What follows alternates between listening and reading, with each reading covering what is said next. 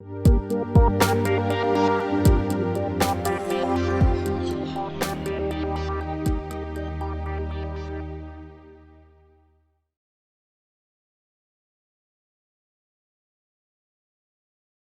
la palabra de nuestro Dios, mas el fin de todas las cosas se acerca. Sé pues sobrios y velad en oración. Ante todo, tened entre vosotros ferviente amor, porque el amor cubrirá multitud de pecados. Hospedaos los unos a los otros sin murmuraciones. Cada uno según el don que ha recibido, ministrelo a los otros, como buenos administradores de la multiforme gracia de Dios. Si alguno habla, hable conforme a la palabra de Dios. Si alguno ministra, ministre conforme al poder que Dios da, para que en todo sea Dios glorificado por Jesucristo, a quien pertenecen la gloria y el imperio por los siglos de los siglos. Amén. Oremos. Padre amado, en esta mañana, oh Señor, gracias por el gran privilegio de venir hoy aquí a tu casa, reunirnos como una familia para adorar tu nombre, para cantar de tus virtudes, de tu grandeza, de la intención de tus hijos de glorificar tu nombre. Gracias por el privilegio, Señor, que nos da en tu gracia de ser llamados hijos tuyos. Gracias por el privilegio de formar parte de tu plan eterno en la tierra. Gracias por darnos un pedacito de ese reino para que podamos servirte, Señor, siendo imperfectos, cometiendo pecado, siendo hombres y mujeres, Señor, no es digno de ti, mas tu gracia, mas tu amor sobrepasa nuestras imperfecciones y nos hace aceptos ante ti, oh Señor. Hoy te damos gloria, hoy te damos honra. Te reconocemos en medio de nosotros y oramos para que hoy tu palabra, oh Señor, pueda penetrar la vida de nosotros. Oramos para que el Espíritu Santo traiga tu verdad a nuestra mente. Oramos para que Él nos convenza de que es la verdad, para que podamos vivirla, Señor, como tú esperas. Honra y gloria sean a ti y oramos por aquellos que nos visitan en esta mañana, Padre, para que tus bendiciones sean sobre sus vidas, para que ellos puedan salir de aquí transformados, para que ellos puedan salir bendecidos, Señor, que no salgan como entraron por esta puerta, sino que tú hables a su vida, ministre su corazón. Y oro por tu iglesia, por aquellos que ya son salvos, por aquellos que ya son creyentes, oh Señor, para que esta tu palabra pueda penetrar sus vidas. Podamos vivir, Señor, realmente como hemos cantado, sin reservas, para tu gloria. Te alabamos y bendecimos en el nombre de Jesús. En el nombre de Jesús, amén. Bien, hermanos, el capítulo 4 ha comenzado una parte práctica sobre el tema de las pruebas, los padecimientos, cómo podemos y debemos obedecer la palabra de nuestro Dios. La porción que acabamos de leer, del verso 7 al 11, es una continuación ya de lo dicho anteriormente. Por esto, el apóstol inicia el verso 7 diciendo, mas el fin de todas las cosas se acerca. ¿Cuáles son las cosas? ¿Cuál es el fin de las cosas? De estas cosas que se acercan para ya desaparecer, para eliminarla de la vida de la iglesia. Esta porción es una porción de esperanza para la iglesia en medio de las dificultades. Y el verso 1 al 6, básicamente, Pedro tocó dos cosas que la iglesia tenía que saber que iban a desaparecer. Y la primera estaba en el verso 1 del capítulo 4. Pedro describió, puesto que Cristo ha padecido por nosotros en la carne, vosotros también armaos del mismo pensamiento, pues quien ha padecido en la carne terminó con el pecado. Así que estas cosas van a terminar. ¿Qué va a terminar? Tener nosotros que estar padeciendo en la carne por causa del Evangelio. Pedro le está diciendo a la iglesia en Asia Menor, miren, estos padecimientos que ustedes están teniendo por causa del Evangelio, los padecimientos en este mundo van a terminar. Los padecimientos en este mundo van a acabar. No son para siempre. Así que esa condición que tenemos que nosotros ahora adaptar nuestra mente, porque eso es lo que él está diciendo aquí, que como Cristo padeció, nosotros también tenemos que hacerlo. Así que hay una transformación en la mente del cristiano. Tiene que adaptar su mente a entender que en el mundo vamos a tener padecimientos. La iglesia tiene que saber esto. Hay rechazo por el evangelio y hay padecimiento por el evangelio. Los cristianos tienen que adaptar su mente a los padecimientos o el evangelio se estanca. Si nosotros no nos adaptamos a las pruebas en el mundo, el evangelio se estanca. La manera de que el evangelio continúe a pesar de los padecimientos es padeciendo como Cristo lo hizo en la carne. Y lo segundo que él dice está en el verso 2 al 6, y es que nosotros tenemos que tener una vida conforme o adaptada. Debemos rechazar una vida conforme o adaptada a la carne. Tenemos que rechazar esto. Esto va a desaparecer también. Esta lucha de los deseos carnales, de nuestros pecados, también va a desaparecer. Dice, para no vivir el tiempo que resta en la carne. Verso 2 del capítulo 4. Conforme a la concupiscencia de los hombres, sino conforme a la voluntad de Dios. Así que esto también va a tener su fin. Todos nosotros un día seremos transformados, glorificados, perfectos, sin pecado, para heredar con nuestro Señor en los cielos. Pero lo corruptible no puede heredar lo incorruptible. Así que, luego de Pedro explicarle a la iglesia, de exhortarle, de que se adapten, que padezcan como Cristo y renuncien a los deseos de la carne, la esperanza es que el fin se acerca, hermanos. La esperanza es, mas el fin de todas las cosas se acerca. El fin de este sistema, el fin de estos padecimientos, el fin de nuestra lucha pecaminosa se acerca. Hay esperanza para la iglesia en Cristo Jesús cuando estamos puestos en Él. Hay una esperanza y esa esperanza es viva.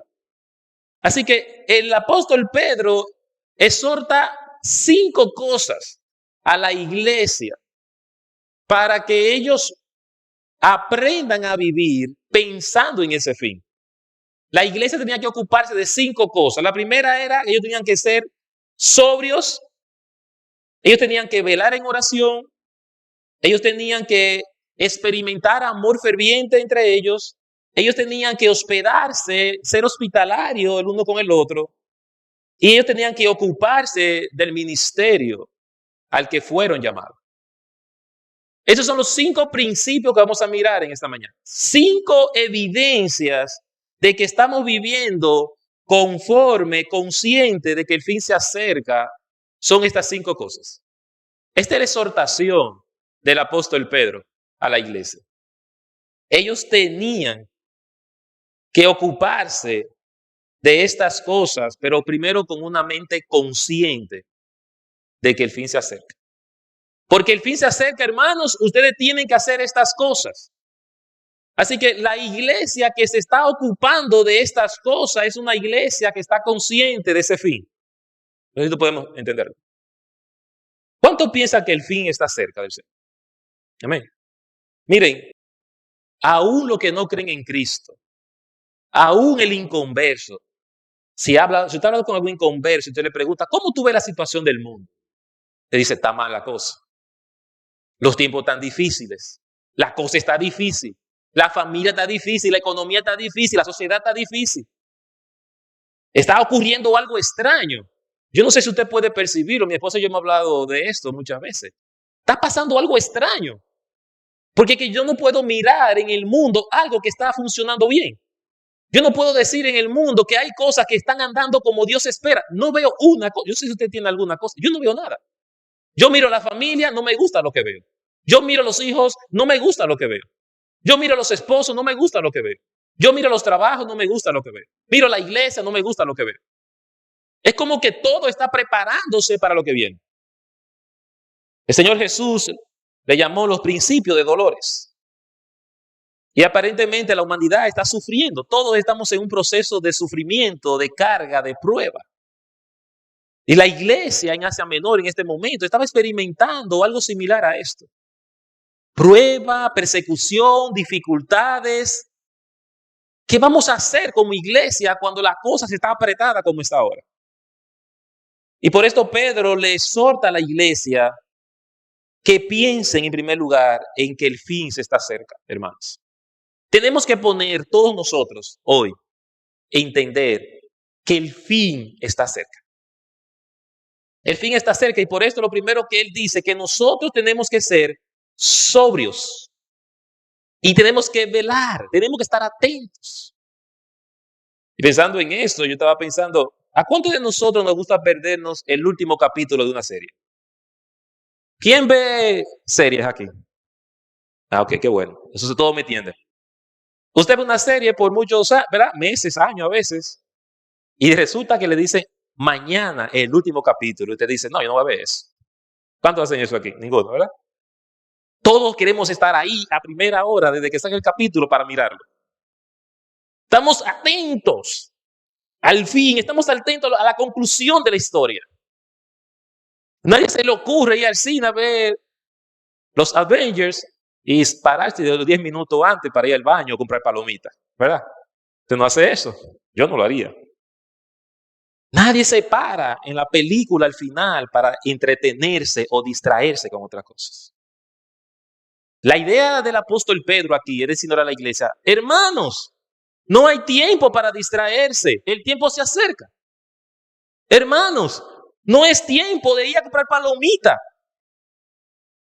No es tiempo de tomar la decisión de no ver el último capítulo de la serie.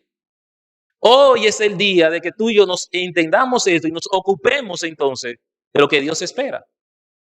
Así que lo primero que él le dice a la iglesia y le exhorta es que ellos tienen, como acabo de decir, ser sobrios. Así que yo quiero hablar hoy de 5 evidencias de que estamos viviendo conscientes de que el fin está cerca. Estas 5 cosas que yo acabo de mencionar al principio son las evidencias de que usted como hijo de Dios está claro de que Cristo viene y viene pronto. Lo primero es ser sobrio y la sobriedad muestra la capacidad de tener la mente bajo control del Espíritu Santo en medio de la prueba para poder actuar en pos de la obediencia. ¿Qué significa ser sobrio? Cuando Pedro le dice a la iglesia, mas el fin de todas las cosas se acerca, sé pues sobrios, sean de mente controlada por el Espíritu Santo. Sean personas, sean una iglesia con la capacidad de que a pesar de la cosa está difícil, ustedes tienen control de su mente. Vamos a Efesios para entender un poquito este concepto. Efesios 5, verso 18 al 20. Efesios capítulo 5, verso 18 al 20. Dice, no os embriaguéis con vino, en el cual hay disolución. Antes bien, sed llenos del Espíritu, hablando entre vosotros con salmos, con himnos y cánticos espirituales, cantando y alabando al Señor en vuestros corazones, dando siempre gracia por todo al Dios y Padre, en el nombre de nuestro Señor Jesucristo. Aquí el apóstol Pablo le escribe a los Éfesos un término un poco como que usted humanamente dice, ¿cómo así? Que no nos embriaguemos de vino, sino del Espíritu Santo.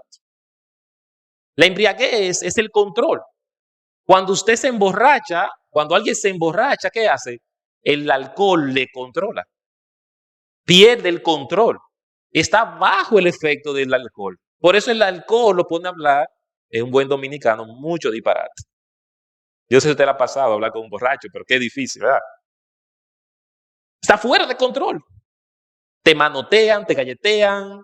Algunos son impertinentes. ¿Por qué? Pero son personas que cuando no, están sobrias no son así. Porque el alcohol incide en su control. Ellos están fuera de su control. Y la idea del apóstol Pablo aquí a los Éfesos era que entendiéramos como creyentes, como iglesia, que teníamos que estar, en vez de estar llenos de alcohol, llenos del Espíritu Santo. Lleno y controlado por el Espíritu Santo. Eso significa ser sobrio, estar sobrio, bajo la influencia del Espíritu Santo en este caso. Bajo el control del Espíritu Santo. La iglesia tenía que entender que en medio de los padecimientos, ellos necesitaban tener un control, mantenerse controlado a pesar de la persecución. Que la persecución y la prueba no lo llevara a desobedecer a Dios. Mantener una mente clara espiritualmente. Si no logramos este objetivo, es muy probable que erremos en nuestra intención de glorificar a Dios. ¿Qué pasa cuando la iglesia, cuando nosotros como creyentes, no logramos permanecer bajo control en medio de la prueba? Normalmente vamos a tomar decisiones que no van acorde al plan de Dios. Es necesario en medio de la prueba que la iglesia, que el cristiano se mantenga sobrio, bajo control del Espíritu Santo. Así que si usted está pasando por una prueba, pregúntese si usted está bajo el control del Espíritu Santo o bajo el control de sus emociones.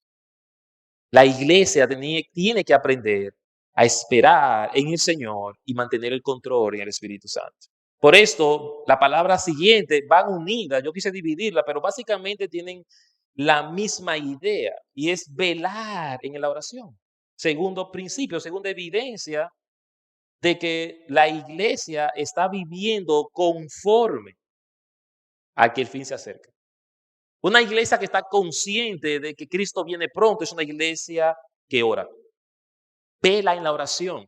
Sus miembros están buscando en oración al Señor cada día, cada instante. Y es lo que dice la parte B del verso 7. Y velad en oración. Vigilen, manténgase atento en la oración. Manténgase vigilante si yo estoy orando o no estoy orando. Mantengámonos vigilantes si tenemos una vida de oración en nuestras vidas. Velad, cuiden, supervisen sus vidas para saber si se están descuidando en la oración, si están siendo devotos de la oración. Hermanos, en la prueba, la oración es lo que va a mantener tu mente clara. ¿Cómo yo mantengo mi mente clara cuando tengo tantos problemas en mi cabeza? ¿Cómo? ¿Cómo se hace eso? Bíblicamente se oye muy bonito, pero la práctica no es así y lo sabemos todos, ¿verdad? Bíblicamente esto es muy bueno, pero la práctica y la verdad es que con todas las situaciones que vivimos a veces en un mismo momento, en una misma etapa de nuestras vidas, nuestra mente tiene como una pelotita de ping-pong, ping-pong, ping-pong, ping-pong, ping-pong, ping-pong, de aquí para allá, de allá para acá. Tú no sabes qué hacer. ¿Qué va a hacer la iglesia cuando la cabeza está como un resorte? ¿Qué va a hacer el cristiano cuando tiene la cabeza como un resorte? Velad en la oración. Yo hasta cómo mantengo el control en medio del problema que tengo. Ora. Y si oro y sigo igual, ora otra vez. Y si vuelvo a orar y sigo igual, ora otra vez. Ora, ora. ¿Cuántas veces? Todas las veces hasta que esté quieto. Todas las veces hasta que tu cerebro se apague.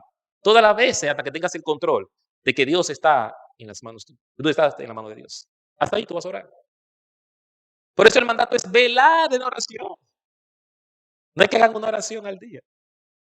La iglesia no podía conformarse con un devocional de 15 minutos en la mañana en medio de la persecución.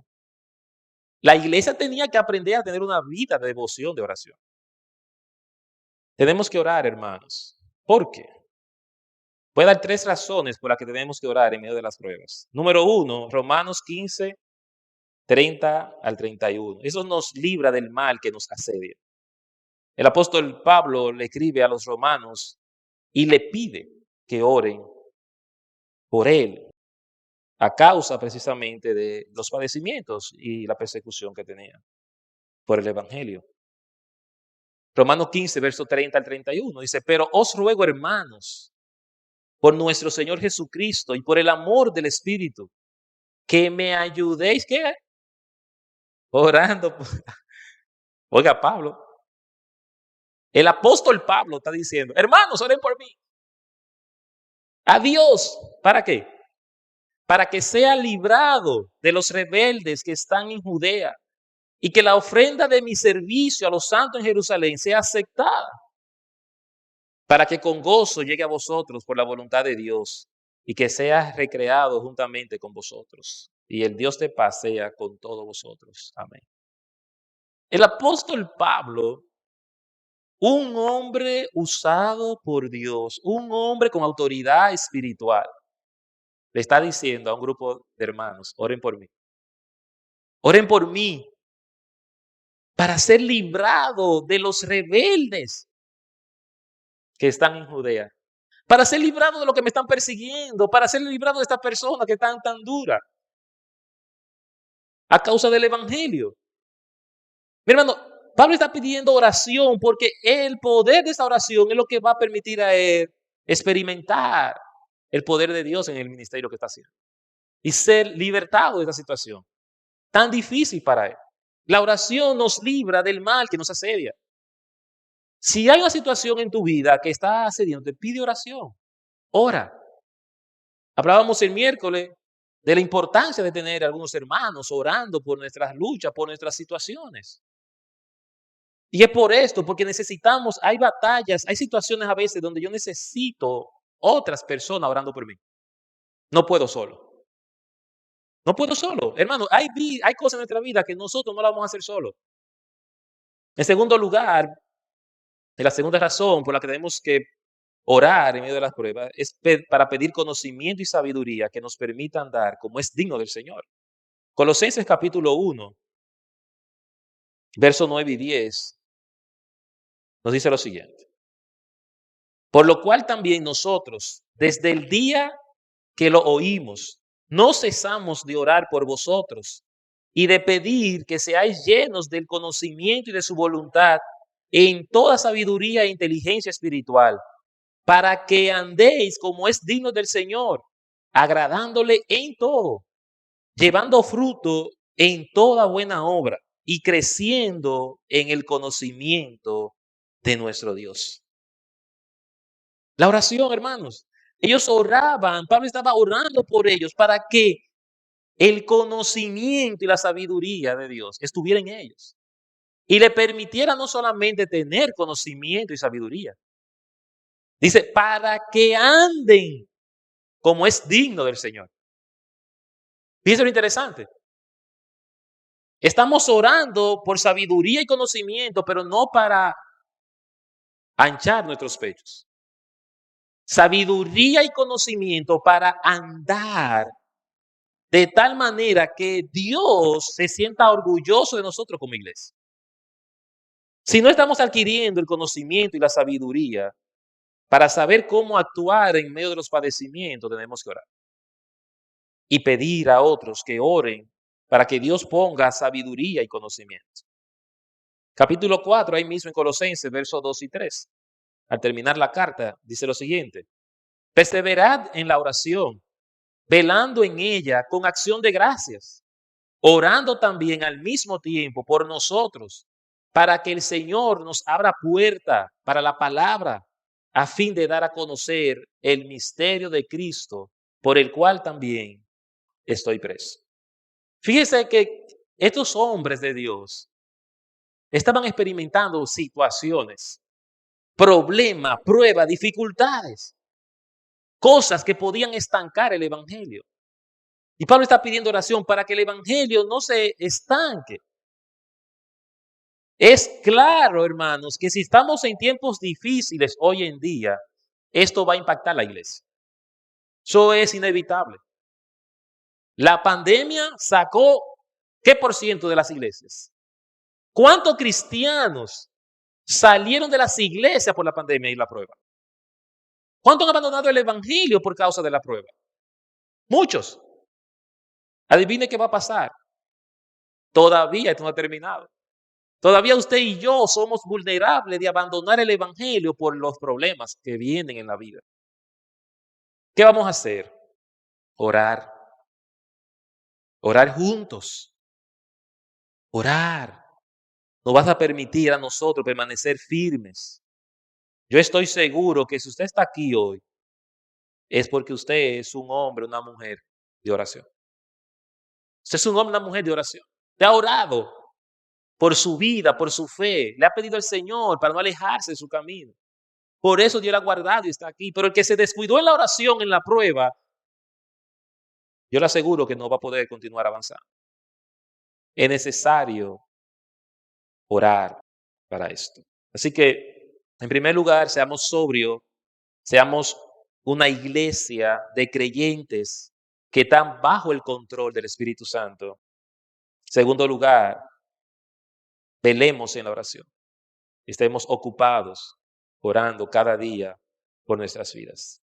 En tercer lugar, el apóstol Pedro le exhorta a la iglesia a tener amor ferviente entre ellos. Dice verso 8, ante todo, escucha eso, ante todas las cosas, ante todas las cosas. Mire, hablo de velar y de orar. Y está diciendo, ante todo eso, tened entre vosotros ferviente amor. Porque el amor cubrirá multitud de pecados. El amor, hermanos, el amor ferviente. No solamente es ferviente. ¿Cuál es la temperatura del amor en la iglesia en la prueba? Que se sienta. ¿Usted alguna vez ha sentado en una chimenea o en una fogata? Usted siente, cuando hacemos la fogata aquí en la iglesia a fin de año, ¿verdad? ¿A qué distancia tenemos que ponernos de la llama? Bastante lejos. Porque el fuego llega a nosotros. La idea aquí es que nosotros tenemos que amarnos como la fogata. Que la llama sea tan grande en la iglesia, que las relaciones sean tan fuertes, que haya tanto amor entre nosotros, que eso comience a llegar el calor a aquellos que están fríos fuera de la iglesia. Que ese calor en medio de la prueba, cuando nos tiren agua, pues estemos tan juntos que volvamos a prendernos. Que el día que estemos apagados y fríos, estamos tan cerca que volvemos a tomar fuego. Hay una historia muy interesante de un pastor rural que vivía en un campo y había un hombre muy fiel a la iglesia, un hombre del Señor, un hombre entregado al servicio. Este hombre un día, él decidió no volver a la iglesia. Había tantas cosas dentro de la iglesia, él se desencantó de su iglesia. Él dijo, yo no puedo volver a esa iglesia, no puedo continuar en esta iglesia realmente, no sé qué busco aquí. El hombre decidió irse a su casa y no regresar más. Así que un domingo pasa, 2 domingos pasa, 3 domingos pasa, un mes pasa y el pastor está preguntándose qué ha pasado con el hermano. Así que el pastor va a su casa y encuentra al hombre, domingo en la tarde ya, tardecita, sentado en su sofá mirando televisión con una chimenea, una fogata. Así que el pastor llega, saluda, hermano, ¿qué ha pasado? ¿Cómo está? Estamos preocupados por usted. ¿Por qué no está yendo a la iglesia? ¿Qué le está pasando? Y el pastor sabía. El pastor ya sabía por qué él se había alejado. Él sabía que el hombre no estaba conforme en la iglesia. Así que el hombre comienza a decir, no, pastor, porque mire, yo creo que en verdad yo no necesito ir a la iglesia. Es decir, que el pastor separa la chimenea y toma uno de los palos, lo saca y lo coloca al lado de la chimenea. Y el hombre sigue hablando con el pastor, diciendo, no, porque en la iglesia hay mucho problema. Y yo realmente entiendo que como cristianos no deberíamos ser así, pastor. Pero el hombre está mirando el palo fuera de la hoguera que se está apagando. Así que se para y coge su palo y vuelve y entra el palo a la hoguera. Y voy y se siente y sigue hablando con el pastor. No, porque mire, pastor, ahí hay una clase de chisme en la iglesia que realmente yo no. Y el pastor voy y se para y saca el palo y lo pone al lado de la hoguera. Y el hombre sigue dándole queja al pastor. No, porque es que la iglesia, pastor. Pero está mirando su palo que se está apagando y vuelve y se para y coge el palo y lo vuelve y mete en la hoguera. En eso pasan unos 30, 40 minutos entre sacar el palo y entrar el palo. Al final el pastor le dice, ¿por qué es que tú insistes en entrar el palo en la hoguera? Yo no, que se va a apagar, yo no quiero que mi chimenea se me apague. El pastor le dice, es que eso es lo que quiero enseñarte. No importa lo que esté pasando allá adentro. No importa qué tan fuerte esté el fuego. Fuera de ahí, tú vas a apagarte. Fuera de ahí, tú vas a morir. Tú tienes que estar donde está el calor de tu iglesia. Tú tienes que estar donde está el calor de tus hermanos. El amor es el fuego que nos mantiene encendido y ese amor se encuentra juntos. Se encuentra aquí, se encuentra nosotros unidos, se encuentra nosotros hombro con hombro, dándonos calor. No importa lo difícil que sea el fuego. No importa si tú sientes que te está quemando aquí adentro. Quédate aquí. Porque la única manera en que tú y yo vamos a sobrevivir es si experimentamos amor ferviente. El amor ferviente es el amor que está juntos como hermanos. Ese es el amor que va a durar, ese es el cristiano, esa es la iglesia que va a perdurar en el tiempo. Cuando el apóstol Pedro utilizó esta expresión, ferviente amor, está hablando de amor intencional. Amor intencional entre nosotros como hermanos en medio de la dificultad. La iglesia tenía que aprender a amarse intencionalmente. ¿Qué significa intencionalmente? Significa que no podemos dejárselo a nuestro estado de ánimo. ¿Qué es amor ferviente en la iglesia? Yo no puedo dejarle eso a mi estado de ánimo. No, es que yo no tengo deseo de visitar a mi hermano. Es que yo no tengo deseo de ir a la iglesia. Es que es tan difícil coger para allá, pastor. Es que... No. El amor ferviente es que usted y yo agendamos y programamos las visitas a nuestros hermanos. Amor ferviente es que yo digo, esta semana yo voy a visitar a mi hermano fulano de tal. Significa que el domingo yo voy para la iglesia. Significa que el miércoles a las 7:30 yo voy a estar en el grupo de célula de mi iglesia. Significa que el domingo a las 9:45 yo voy a estar en mi iglesia. Significa no poner a un lado las excusas, hermano. Significa estar cerca de tu comunidad. ¿Dónde estás los miércoles? Que no estás en el estudio bíblico de la iglesia. ¿Dónde estás los domingos a las 9:45? Que no estás orando juntos con los que estamos aquí. ¿Dónde estás? Pero seguro que no te sientes amado, pero quizás no te sientes con ánimo, pero no estás cerca de tu hoguera. Solo los cristianos cerca de la hoguera permanecen con su llama encendida. Los cristianos fuera de la hoguera van a sentirse frío, apagado, no amado y todo lo demás. La iglesia en medio de la persecución tiene que estar junta, hermanos. O comenzaremos a sentirnos fríos, desanimados, sin ánimo. Si sacas el palo de la hoguera, te enfrías. Por esto el apóstol Pedro le dice a la iglesia, es amor, pero ferviente. Es amor intencional. Es un amor consciente, es un amor dispuesto. En cuarto lugar, él les exhorta a la hospitalidad. Verso 9. Hospedaos los unos a los otros, sin murmuración. Importante. Cuarta evidencia de que usted y yo estamos viviendo consciente de que el fin viene, de que el fin se acerca, es la hospitalidad. La hospitalidad contribuye a ese amor ferviente. Es una manera de usted experimentar amor con sus hermanos. En el caso de ellos, como ustedes saben, no había una iglesia como esta.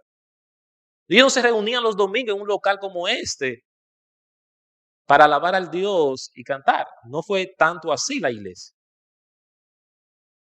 Y más siendo perseguido y corriendo, ellos estaban llegando a los lugares, predicando el evangelio y quizás en las casas, haciendo pequeñas reuniones. Así que el anfitrión de la casa tenía que ser hospitalario. Tenía que garantizar la seguridad de los evangelistas y tenía que garantizar el sustento y cuidado de las personas en su casa. Era una manera de ser hospitalario. Ellos tenían que conservar esto como un principio en medio de las dificultades, juntos en sus casas, siendo hospitalarios. El consejo aquí es No lo hagan para murmurar.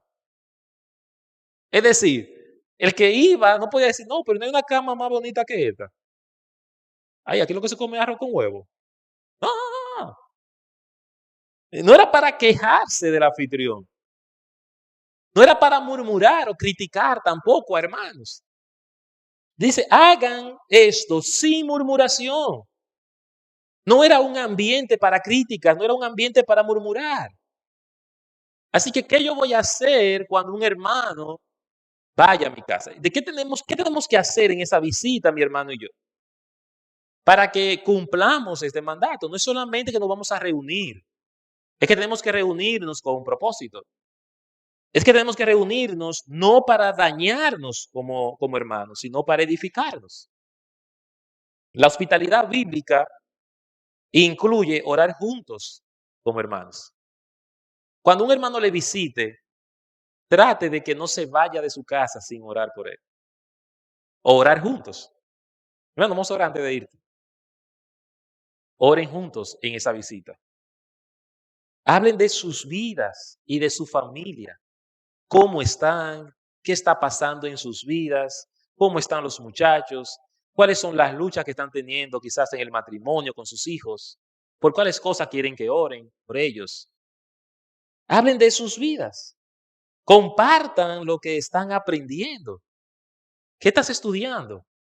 ¿Qué estás aprendiendo? ¿Qué estás leyendo? ¿Cómo Dios te ha hablado en tu vida esta semana? ¿Qué Dios te está mostrando en este tiempo? Compartan también sus bendiciones. ¿Cuáles son las cosas buenas que están sucediendo en tu familia?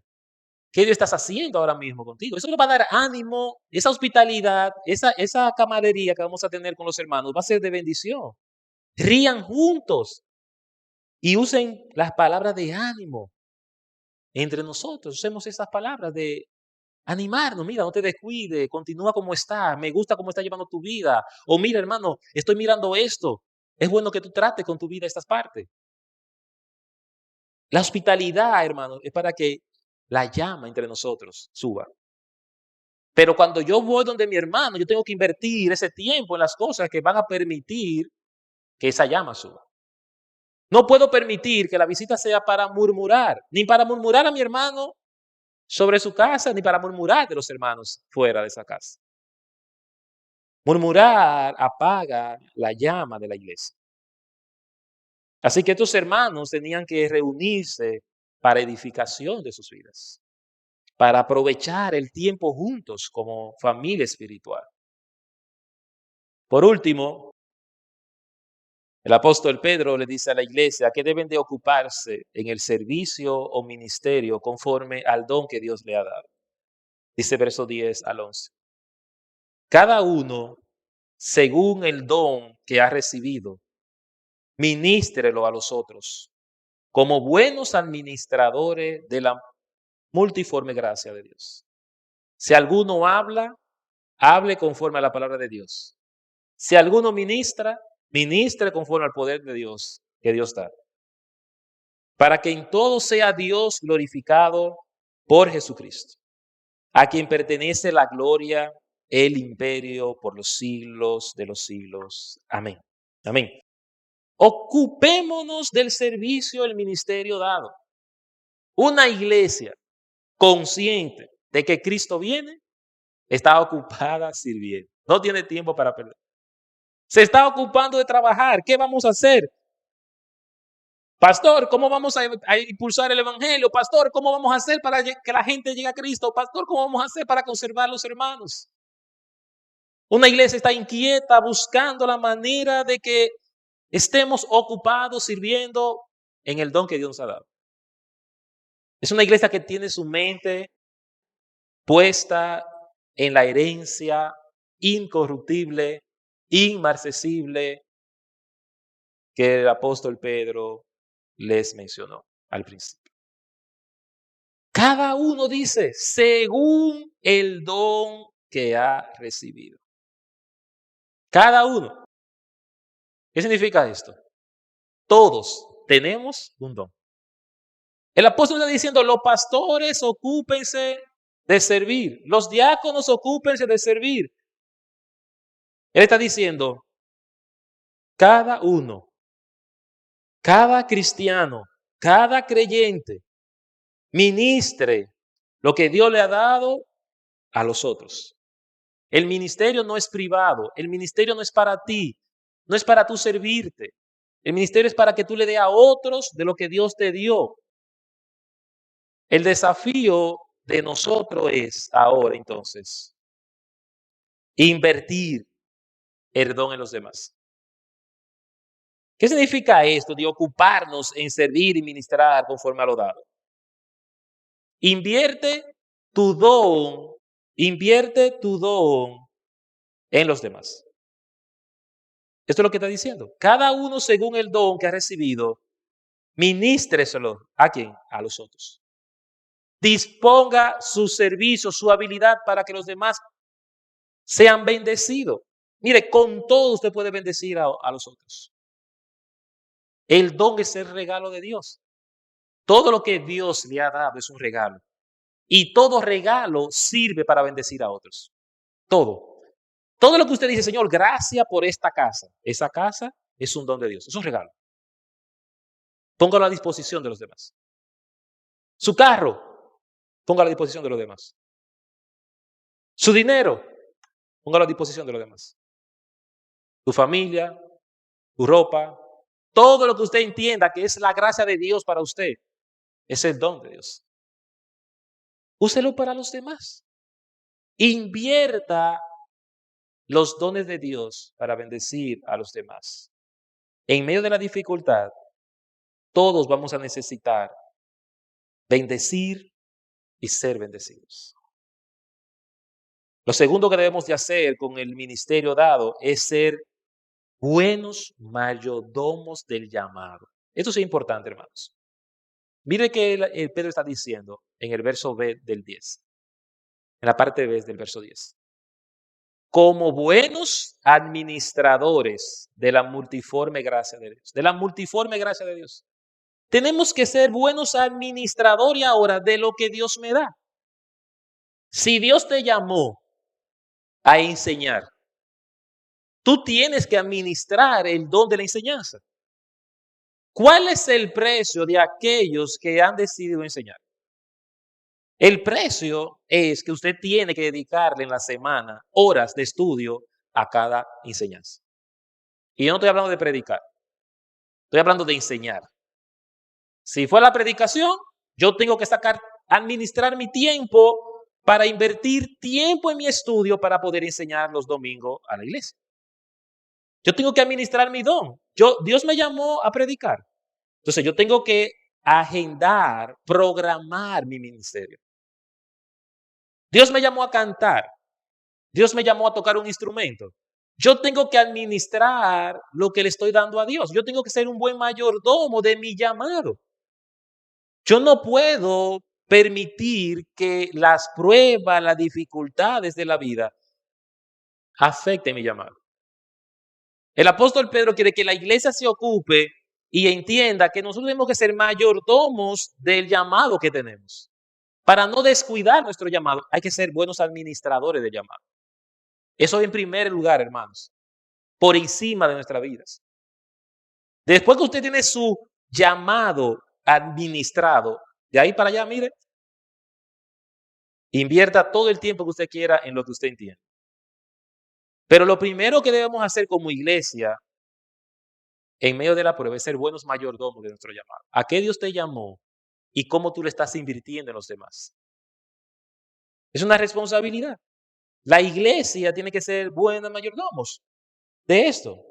Así que procure la gloria de Dios en todo lo que usted hace. El verso 11 termina instruyendo a la iglesia a ocuparse de cada cosa para la gloria de Dios. Dice, si alguno habla, hable conforme a la palabra de Dios. Si alguno ministra, ministre conforme al poder que Dios da. Dice que todo lo que es, ¿conforme a qué? Conforme a Dios. Para que en todo sea Dios glorificado por Jesucristo, a quien pertenece la gloria y el imperio por los siglos de los siglos. Amén. Ocuparnos de servicio, ser buenos mayordomos y administradores de nuestros dones, tiene la intención única de que el nombre de Dios se glorifique. ¿Por qué yo tengo que ser un buen mayordomo de mi ministerio? Porque si no administro bien el ministerio, la gloria de Dios no se manifiesta en mi ministerio.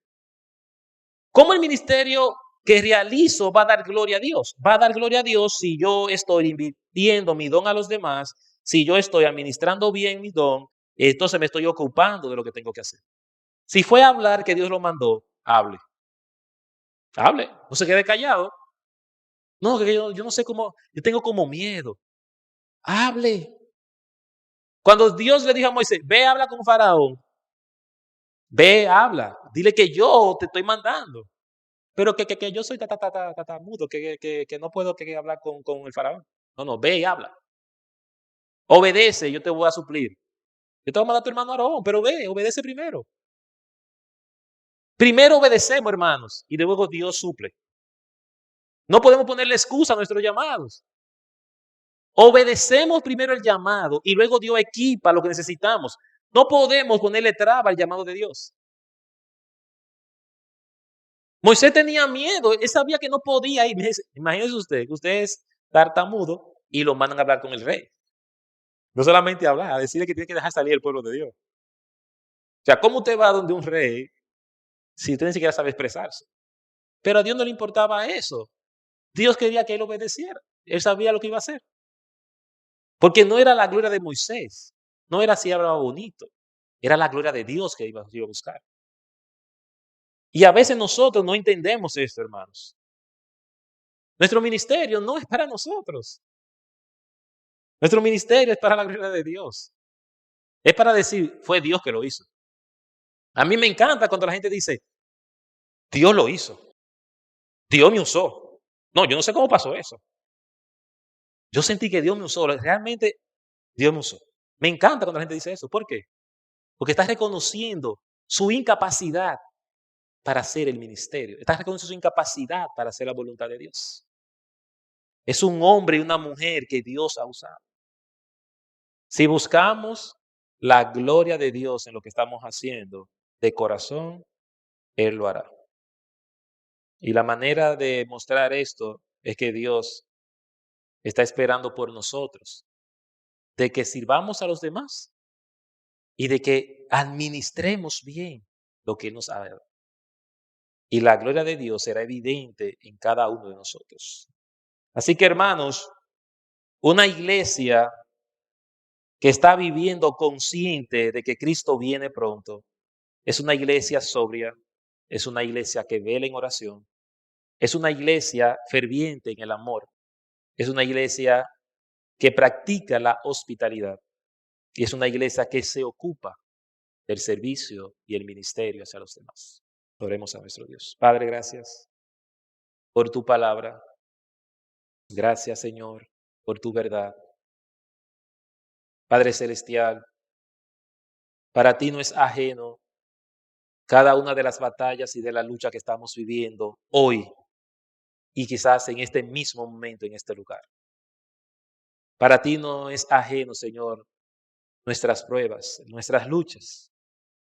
Pero así como la iglesia en Asia Menor fue exhortada para practicar estas cosas, consciente de que el fin se acercaba, yo te pido, Padre, que esta tu iglesia de la villa, hoy podamos salir de aquí conscientes, Señor, de que tú vienes pronto, que no quieres encontrar ocupados en nuestros ministerios, ocupados en nuestro llamado, siendo buenos mayordomos del ministerio que nos diste para bendecir a los demás. Oro para que nos permita ser una iglesia que vela, que ora, una iglesia ferviente en amor, una iglesia hospitalaria, una iglesia que sirve a los demás para la gloria y para la honra tuya, Señor. Bendice a aquellos que han venido a nosotros en esta mañana como visita, Señor.